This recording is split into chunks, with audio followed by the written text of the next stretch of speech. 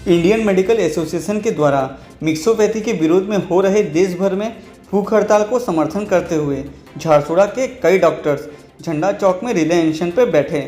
इनका कहना है कि नीति आयोग द्वारा प्रस्तावित जहां पर आयुर्वेद के डॉक्टर्स भी सर्जरी कर सकते हैं, इसको लागू नहीं करना चाहिए।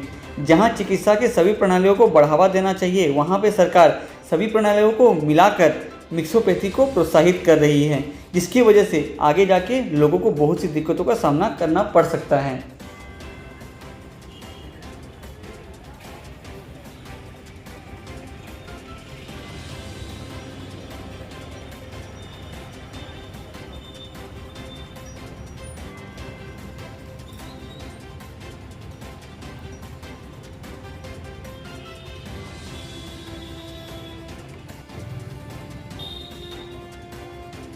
सेंट्रल गवर्नमेंट की एक संस्था है central council of Indian medicine CCIM। CCIM एक प्रपोजल नीति आयोग को दी है। नीति आयोग मतलब ये हमारे सेंट्रल गवर्नमेंट का थिंक टैंक बोलते हैं हम लोग इसको। इनको एक प्रपोजल दिया गया है और ये प्रपोजल को ये सेंट्रल गवर्नमेंट को पास ऑन कर दी है। इसमें क्या है, मिक्सोपैथी को ये लोग अलाउ कर रहे हैं। मिक्सोपैथी का मतलब हुआ एलोपैथी के साथ में बाकी जो भी मेडिसिन का जो भी डिसिप्लिन है, लाइक आयुष, होम्योपैथी, सिद्ध, नेचुरोपैथी, ये सब को ये लोग इंटीग्रेट करने की कोशिश में लगे हुए हैं। लेकिन अभी इमीडिएटली वो लोग जो करने वाले हैं वो है आयुष डॉक्टरों को 58 सर्जरी अलाउ कर रहे हैं लोग। 58 सर्जरीज़ में 39 सर्जरी जो है वो जनरल सर्जरी है और 19 सर्जरी जैसी हैं जो बहुत ही फाइन है और बहुत स्पेशलाइज सर्जरी है। जैसे कैटरेक्ट, आँख का जो ऑपरेशन होता है, कैटरेक्ट, दांत में रूट कैनाल का ट्रीटमेंट, इस प्रकार की कई स्पेशलाइज सर्जरी भी उनको अलाउ कर रहे हैं। ये जितने भी ऑपरेशंस हैं, इन ऑपरेशनों को एक अच्छा सर्जन 10 साल की पढ़ाई के बाद भी उतनी दक्षता के साथ नहीं कर सकता है। उसमें भी उसको 2-4 साल की प्रैक्टिकल ट्रेनिंग की ज़रूरत पड़ती है किसी सीनियर के साथ। और ये आयुष डॉक्टर मात्र 6 महीने की ट्रेनिंग में ये इतना कॉम्प्लिकेटेड काम कैसे करेंगे?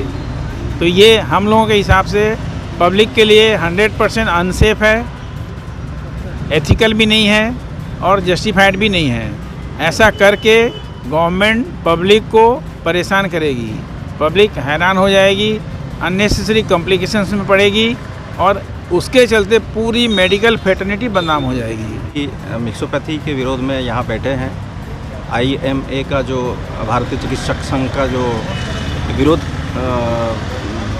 मना रहे हैं हम लोग, एक दिन का अनशन, रिले अनशन मना रहे हैं। वो इसलिए क्योंकि नीति आयोग द्वारा प्रपोज किया गया है केंद्र सरकार को कि आयुर्वेदिक, होम्योपैथी और आयुष डॉक्टर लोगों को थोड़ा बहुत ट्रेनिंग दे के उनको भी dental surgery, gynaecological surgery, neuro surgery, cardiac surgery से लेके छोटा बड़ा सब सर्जरी उनको भी लाइसेंस दे दिया जाएगा।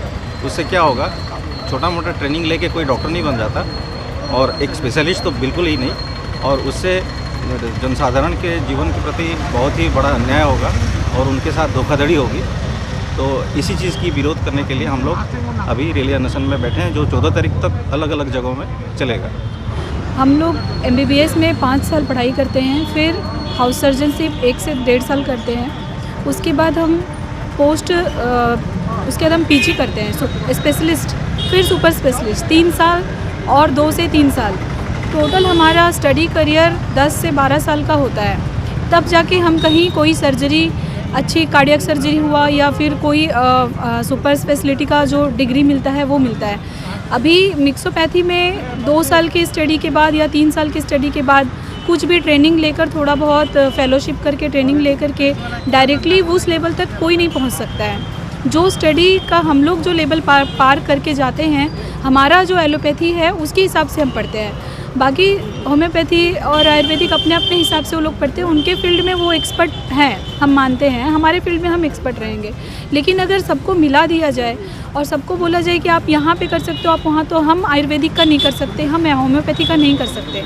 तो उसी तरह होम्योपैथिक और आयुर्वेदिक वाले एलोपैथी का करना भी मुश्किल है, जो कि सिर्फ एक सर्टिफाई कर देने से कि आप कर सकते हो कोई नहीं कर सकता है। उसको हम लोगों को थोड़ा सा चेक करना होगा। इसी के लिए हम यहाँ पे प्रोटेस्ट में बैठे हुए हैं कि सरकार हमारी ये बात मान ले और समझे कि जनसाधारण लोगों के जीवन के साथ हमें नहीं खेलना है। वागा, एक multi cuisine restaurant, hotel Meghdoot complex, Jharsuguda. अगर खाना हो लजीज तो आज ही आइए आपके नज़दीकी वागा रेस्टोरेंट में।